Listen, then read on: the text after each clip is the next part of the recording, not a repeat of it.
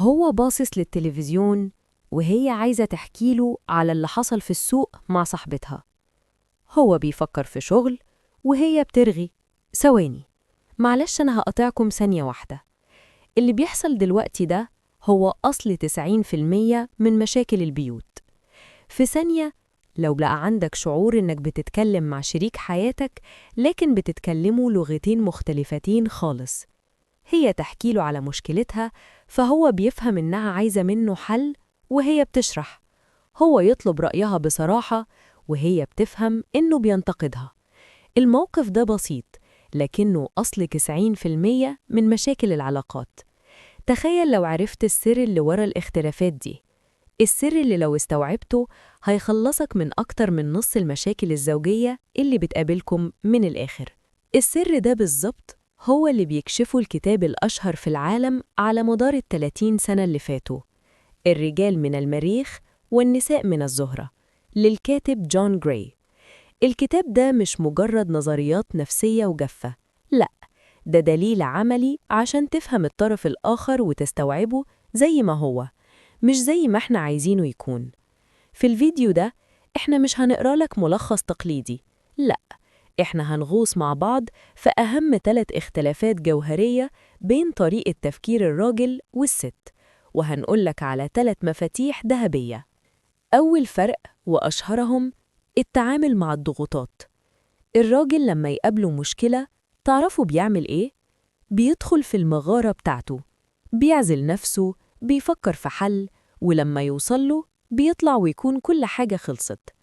لو الست حاولت في الوقت ده تدخل المغارة معاه وتقوله تعالى كلمني، فهي مش بتساعده، لأ، هي بتعقد الأمور أكتر في نظره.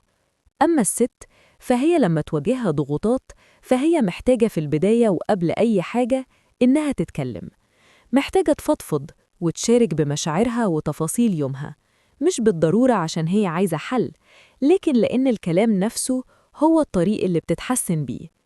المشكلة الكبيرة بتحصل لما الراجل يبدأ فوراً يديها حلول وهي لسه في مرحلة إنها عايزة تفرغ الشحنة العاطفية. التاني، إحساسنا إحنا بقيمتنا.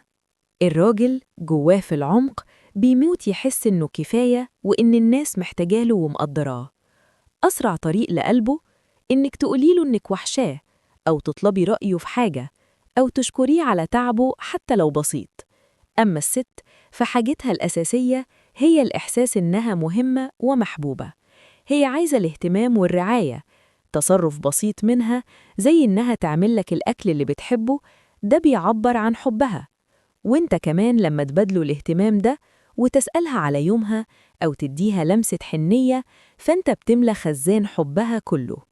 التالت والأخير، لغة الكلام ولغة الصمت. الراجل لما يكون مبسوط وراضي غالباً بيكون ساكت. الصمت عنده علامة رضا، هو مش حاسس إنه لازم يملى المكان كلام. لكن بالنسبة للست الصمت ممكن يكون مزعج وهتفهمه غلط على إنه زعل أو برود عاطفي. الست بتحس بالتقارب والمحبة من خلال الكلام وتبادل الأحاديث. عشان كده يا رجالة، كلمة حب واحدة في اليوم ممكن تغير الدنيا كلها. ويا ستات، ما تفسروش صمت شريككم على إنه رفض ليكم، هو بس في عالمه. طبعاً معرفة الفروق دي بس مش هتغير كل حاجة، لكنها النور اللي هيوريك الطريق. الخطوة الجاية هي التطبيق. افتكر: 1. لو شريكك ساكت اسأليه عامل إيه؟ يومك كان متعب ومحتاجني أقعد معاك بهدوء ولا إيه؟ 2. لو شريكتك بتتكلم كتير عن مشاعرها اسمعها بس وما تقطعهاش بحلولك. 3. دايما اسأل إيه لغة الحب اللي بيفهمها شريكي؟ كتاب الرجال من المريخ والنساء من الزهرة مليان كنوز أكتر من كده. لو عجبك الشرح العملي ده اشترك في القناة وفعل الجرس عشان يوصلك كل جديد عن تطوير الذات والعلاقات. وما تنساش تشاركنا في التعليقات أي فرق من اللي قلناه فاجأك أكتر، وهل حصل لك موقف طبقت فيه المعلومة دي مع شريكك؟